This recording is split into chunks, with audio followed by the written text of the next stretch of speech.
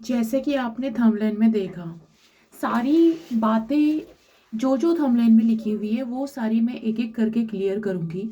अगर आप भी इग्नू के स्टूडेंट्स हैं और आप भी चाहते हैं गुड ट्रिक्स, तो आप इस वीडियो में अंत तक बने रहिए।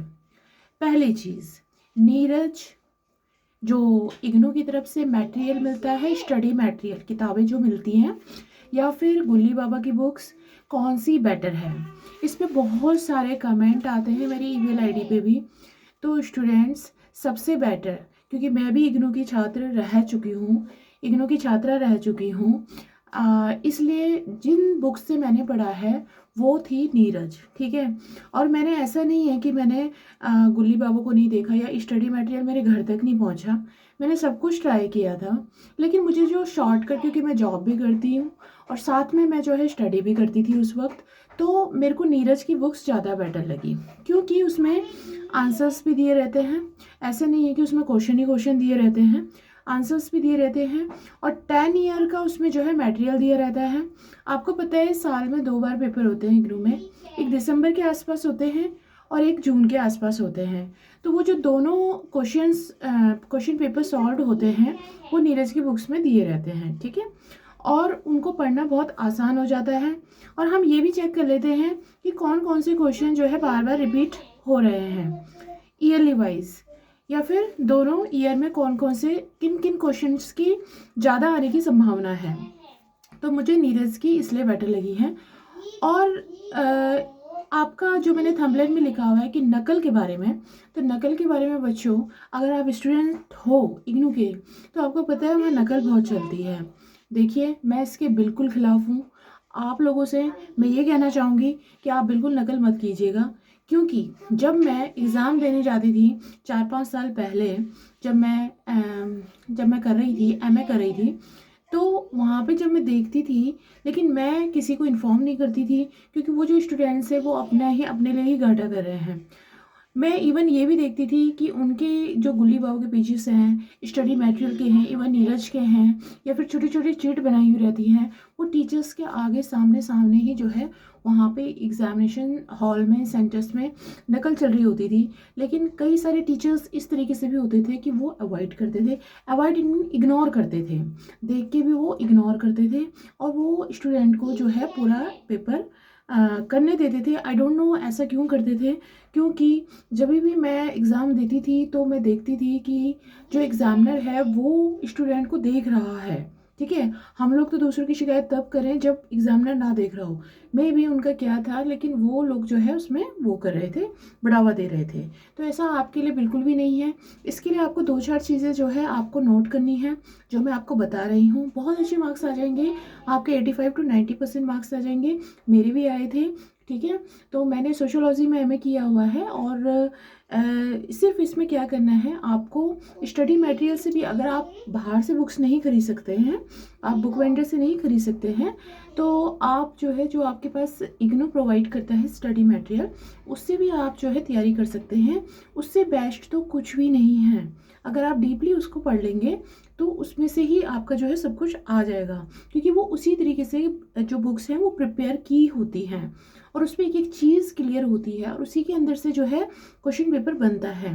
लेकिन जो बाहर से बुक शॉप से जो बुक्स मिलती हैं उनमें जो है थोड़ा सा एडवांस, ये लगा लीजिए, जो 10 साल 12 साल का जो मटेरियल है वो चुन चुन के उसमें जो है क्वेश्चंस लिखे रहते हैं, और वही जो है ईयरली वाइज जो है वो रिपीट हो रहे होते हैं। तो इससे स्टूडेंट्स को अंदाज़ा हो जाता है कि ये क्वेश्चन जो है आने की संभावना है 75%, 80%, 50%, ठीक है। तो उससे जो क्या है कि वो उन अपने एग्ज़ाम में उन क्वेश्चंस को इजीली सॉल्व कर लेता है, ठीक है।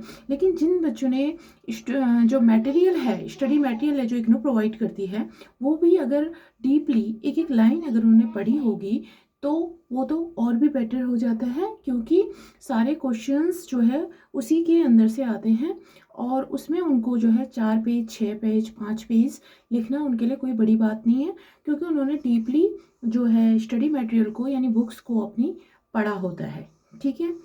ये थी आपकी बुक्स की बात कि कौन सी बेटर है, कौन सी नहीं है। According to me, study material and Neeraj को मैं ज़्यादा प्रेफरेंस देती हूँ, ठीक है, क्योंकि मैंने दोनों से ही प्रिपरेशन करी थी। ज़्यादातर मैंने जो है नीरज से प्रिपरेशन करी थी क्योंकि मेरे पास टाइम की शॉर्टेज थी। आप में से बहुत सारे स्टूडेंट्स ऐसे होंगे जो जॉब भी करते हैं, उनको टाइम निकालना बहुत मुश्किल हो जाता है पढ़ने के लिए, तो वो जो है अपना जो है जल्दी जल्दी पढ़ सकते हैं 10 ईयर से, क्योंकि वो चाहते हैं कि उनके एग्ज़ाम भी क्रैक हो जाए, वो पास भी हो जाए अच्छे मार्क्स से। और असाइनमेंट का मैंने और लिखा था, असाइनमेंट में बच्चों आपको असाइनमेंट के नंबर आपके जुड़ते हैं और असाइनमेंट में आपको लिखना है, असाइनमेंट में जो है आपके अलग से मार्क्स जुड़ते हैं। इसीलिए आपको जो है फाइल बनानी है। फाइल में आपको किस तरीके के पेजेस की ज़रूरत पड़ेगी, मैंने एक वीडियो बनाया था, उसको आप देख लीजिए प्लेलिस्ट में जाके। वैसे ज़्यादातर मेरी जो है वीडियो आपको मिलेंगी एलएलबी के ऊपर, लेकिन इग्रो के ऊपर भी मैंने काफ़ी सारी वीडियोस अपलोड करी हैं और आपकी ही मतलब रिक्वेस्ट पे मैं ये वीडियो भी बना रही हूँ। और आपको जो है असाइनमेंट जब आप बनाएं, नीट एंड क्लीन, स्वच्छता का पूरा ध्यान रखें, खुला खुला लिखें। और आपको जो है आप लाइनिंग पेजेस यूज कर सकते हो, लाइन वाले, ठीक है। और आप जो है उसमें साफ सुथरा लिखें और कम ना लिखें। आप जो असाइनमेंट तैयार करेंगे बढ़िया ढंग से अच्छी फाइल तैयार करें, उसमें स्टेपल कर दें। और हाँ, जब आप जमा करवाने जाएं स्टेपल किसी भी सेंटर में, इग्नू सेंटर में, जहाँ पे आपका सेंटर है, जहाँ पे जमा होते हैं असाइनमेंट, वहाँ पे आप स्टेपलर, अपना गम यानी कि गोंद जो भी है, अपना स्केल, अपना फाइल कई बार सबमिट होती भी है, कई बार नहीं भी होती है, क्योंकि वो स्टेपलर लिख करके जो है वो अपने पास सबमिट कर लेते हैं, ठीक है। नहीं तो सामने ही जो है शॉप भी होती है, वहाँ से आप बाय कर सकते हैं, अपने साथ कैरी कर सकते हैं। ज़्यादा नहीं, ऑफिस फाइल नहीं चलेगी, 5 रुपये 10 रुपये की जो छोटी वाली फाइल आती है जो कलरफुल होती है, वो आप ले जाइएगा। और वो हो सकता है मे भी वो आपको वापस दे दें, उस पर स्टेपलर लगा के वो जमा कर दें। लेकिन जो आपका फ्रंट पेज होगा उस पर आपका साफ साफ आपका मोबाइल नंबर जरूर होना चाहिए, क्योंकि अगर कोई मिस्टेक होगी, कोई परेशानी होगी, तो वो आपको कॉल करेंगे। कई बार क्या होता है, जो पेपर्स होते हैं वो इधर से उधर हो जाते हैं।